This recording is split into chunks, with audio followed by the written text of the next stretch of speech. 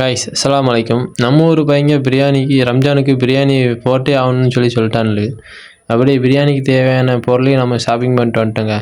நம்ம மாஸ்டர் ஒரு பக்கம் சிக்கனை கழுவிட்டு இருக்க, நம்ம கூட உள்ள பையங்க ஃபுல்லாக ஹெல்ப் பண்ணிட்டு இருந்தாங்க. ஒரு பக்கம் வெங்காயம், தக்காளி, சின்ன பையங்க எல்லாம் பூண்டு உரிச்சிட்டு இருந்தாங்க.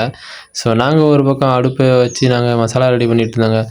அப்படியே டைம் அப்படியே கொஞ்சம் நேரம் கழிச்சு சிக்கனை தட்ட, அப்படியே மாஸ்டர் நல்லா சிக்கனை எல்லாம் மிக்ஸ் பண்ணி விட, அப்படியே சிக்கன் ஒரு பக்கம் ரெடி ஆகிட்டு இருந்துச்சுங்க கிரேவி. அப்படியே கொஞ்சம் நேரம் கழிச்சு அரிசியை நம்ம தட்டி விட, அப்படியே அரிசி நல்லா வெந்துட்டுங்க. அப்படியே கொஞ்சம் கழிச்சு 15 நிமிஷம் தம்மு போட்டு நினச்சி கூட பார்க்கல பிரியாணி இந்த அளவுக்கு வரணும். சும்மா வேறு லெவலில் இருந்துச்சுங்க.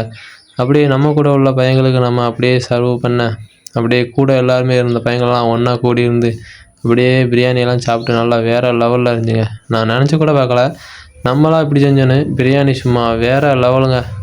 அப்படியே நம்ம எல்லாருமே ஒரு அடி அடிச்சுட்டு நம்ம கூட உள்ள எல்லா பையங்களும் நல்லா பிரியாணி நல்லா சாப்பிட்டுட்டு, அப்படியே ஒரு பார்சல் நம்ம அக்கா வீட்டுக்கு அனுப்பிட்டு, அப்படியே ஒரு 9 பார்சல் நமக்கு 9 பார்சல் பண்ணுங்க. அப்படியே நம்ம அப்படியே வெளியே தெரிஞ்சவங்களுக்கு வெளியே போய் கொடுத்துட்டேங்க. புதுசாக யாராச்சும் நம்ம வீடியோ பார்த்தீங்கன்னா லைக் பண்ணுங்கள், ஷேர் பண்ணுங்கள், சப்ஸ்கிரைப் பண்ணி வச்சுக்கோங்க மக்களே. Tata, bye bye.